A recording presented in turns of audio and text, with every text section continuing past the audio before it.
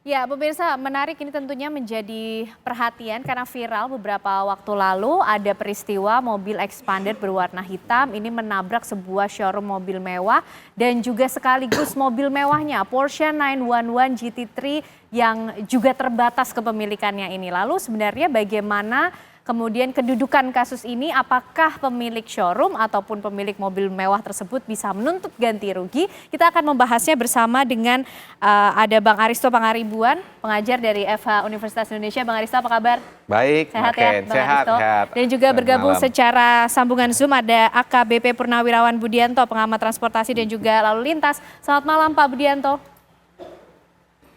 Selamat malam, Assalamualaikum. Waalaikumsalam. Ya, kita ke Bang Aristo dulu. Ya. Bang Aristo, kalau melihat kedudukan hukumnya nih dari si penabrak ya, expander berwarna hitam ini, apakah kemudian selesai ketika dia dikatakan meminum alkohol, mabuk, kemudian menabrak showroom tersebut, kasus ini selesai, atau kemudian bagaimana dengan ganti rugi dari mobil mewah dan showroom ini?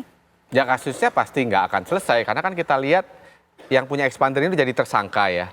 Pasal 200 dan pasal 406. Nah, yang menarik ini justru penggunaan pasal 200. Karena pasal 200 ini ancaman hukumannya nggak main-main loh, 12 tahun. Oke. Ya. Ini tidak biasa ya Ini berarti ya? ya kurang biasa. Kenapa? Karena pasal 200 itu biasanya dipraktekkan atau diaplikasikan kepada orang yang menyerang bangunannya rusak lalu menyerang barang sistematis. Terencana. Kalau ini kan kita bisa berdebat ya, apakah orang minum alkohol itu sudah masuk dalam kategori dengan sengaja? Karena ada kalimat dengan sengaja di situ. Nah, dugaan saya mungkin yang terjadi adalah sekarang ini sudah nabrak, kemudian dia tidak bisa mengganti. Jadi pasal itu dipasang ya, pasal 200 itu dipasang karena bisa menahan di atas 5 tahun. Karena kalau yang pasal 406 ya, itu dia tidak bisa menahan karena ancaman hukumannya hanya 2 tahun. Kalau menahan tuh harus 5 tahun ke atas. Nah ini yang menarik. Nah yang kedua, apakah kalau misalnya ada kesepakatan atau ganti rugi itu bisa selesai? Ada posibilitasnya, ada yang namanya restoratif justice. Kalau bisa ganti rugi, karena kan nggak ada korban kan. Ini kan korbannya maksudnya nggak ada korban jiwa atau korban manusia. Yang ada kan ini korban barang. Artinya korban barang ini bisa dihitung materialnya. Nah kalau itu misalnya kerusakan itu, kerugian itu bisa diganti, ada posibilitas restoratif justice dengan catatan kedua-duanya itu sepakat, kemudian juga polisinya juga mau memfasilitasi, itu bisa. Gitu. Tapi kan rasanya ini kan sekarang sudah sampai ke penahanan, ke penyidikan lanjut. Nah kalau ini terjadi lanjut, bagaimana ganti ruginya? Nah ganti ruginya itu nanti kalau ini lanjut sampai ke persidangan ya hitung-hitungan itu nanti saling hitung-hitungan berapa meyakinkan hakim berapa yang mau diganti kerugiannya. Artinya juga tidak selesai hanya dengan tersangka atau driver dari expander hitam ini dikenakan pasal 200 yang tidak biasa tadi, hukumannya cukup berat, tapi masih ada poin ganti rugi yang bisa ada poin ganti rugi. Jadi mungkin nanti dalam dakwaannya ya atau polisi kemudian dakwaannya itu kan ada kerugiannya berapa? Pasti ada perhitungan kerugiannya berapa. Nah, perhitungan kerugiannya ini kan yang dimajukan kepada hakim. Nah, disinilah mereka berdebat kalau misalnya yang pengemudi expandernya bilang oh nggak segitu. Itu loh, atau misalnya saya nggak punya uang. Nah, kalau dia nggak punya uang, ya pertama akan dicari hartanya. Kalau bisa disita hartanya atau ujung-ujungnya dia mengganti dengan hukuman badan lagi. Iya, jadi ada kalau misalnya dia nggak bisa membayar kan diganti dengan hukuman badannya. Tapi Bang Aristo, pasal 200 ini kemudian dikenakan kepada pemilik mobil expander yang pada saat itu kemudian kalau informasinya sudah mengakui ya dia minum alkohol, kemudian mabuk.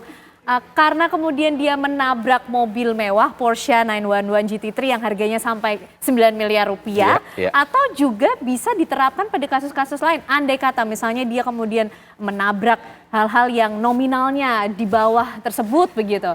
Enggak, saya rasa. Jadi ada beberapa kalau dilihat misalnya orang mabok, kan kita sering orang mabok nabrak taman itu ya, pot-pot taman. Pernah ada perkara tuh di pot taman di Majestic. Itu enggak, biasanya pasal 406 aja. Atau pasal 311 Undang-Undang Lalu Lintas yang hukumannya itu ya hanya beberapa bulan atau 2 tahun paling maksimal. Atau pasal ALPA. Tapi memang begini, kenapa saya bilang menarik penggunaan pasal 200 ini? Yang pertama, apakah orang yang minum vodka itu ya, kalau nggak salah ya, yang dia dalam keadaan mabuk itu bisa disamakan dengan orang dia dengan sengaja bahwa dia tahu dia mabok tapi dia masih mengendarai. Berarti ini ada unsur dengan sengaja, itu perdebatan yang pertama.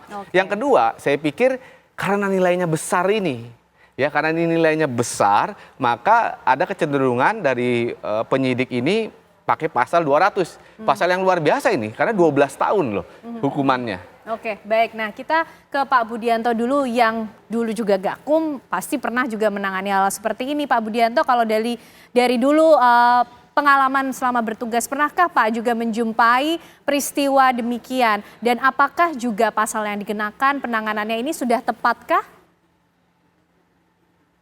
Ya, kadang-kadang masih ada debatable ya.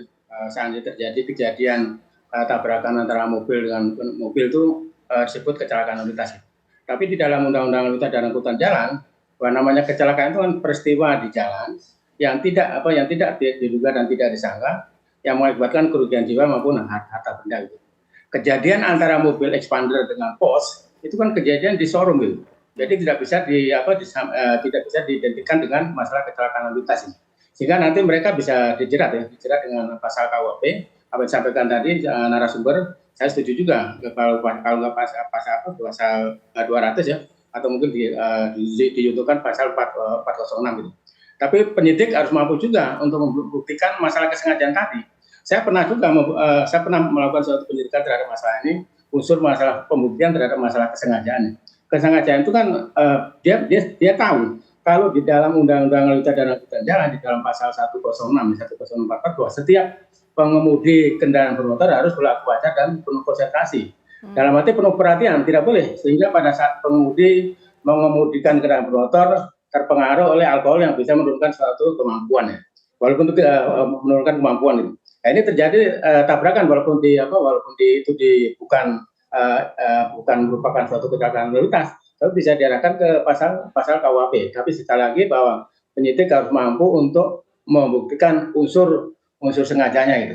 Ya, saya kira bisa ditelusuri dari mulai dia minum alkohol, kemudian mengemudikan kendaraan bermotor, apa mungkin nanti dia sudah diingatkan pada temannya dia masih sengaja mengemudikan kendaraan bermotor. Itu saya kira nanti bisa unsur-unsur yang memenuhi daripada pembuktian daripada kesengajaan tadi kan. Kan pengusahaan kesengajaan kan bisa kesengajaan karena mungkin bisa terjadi, pasti akan terjadi atau dengan maksud. Jadi nanti penyidik harus pandai untuk membuktikan masalah unsur-unsur daripada kesengajaan itu. Sehingga saya setuju untuk sementara kita larikan aja ke pasal 200 KUHP yang tadi ancamannya adalah yang mengakibatkan bahaya barang itu adalah 12 tahun gitu. Oke, baik. Kira-kira nanti bagaimana kemudian ke depan tanggung jawab dari pemilik mobil expander hitam ini ya Bang Aristo dan juga Pak Budianto, dan kita juga pengen tahu kalau misalnya nanti ternyata case-case-nya tidak sebesar 9 miliar lalu seperti apa juga penanganannya. Tapi usai jeda pemirsa, kami kembali untuk Anda.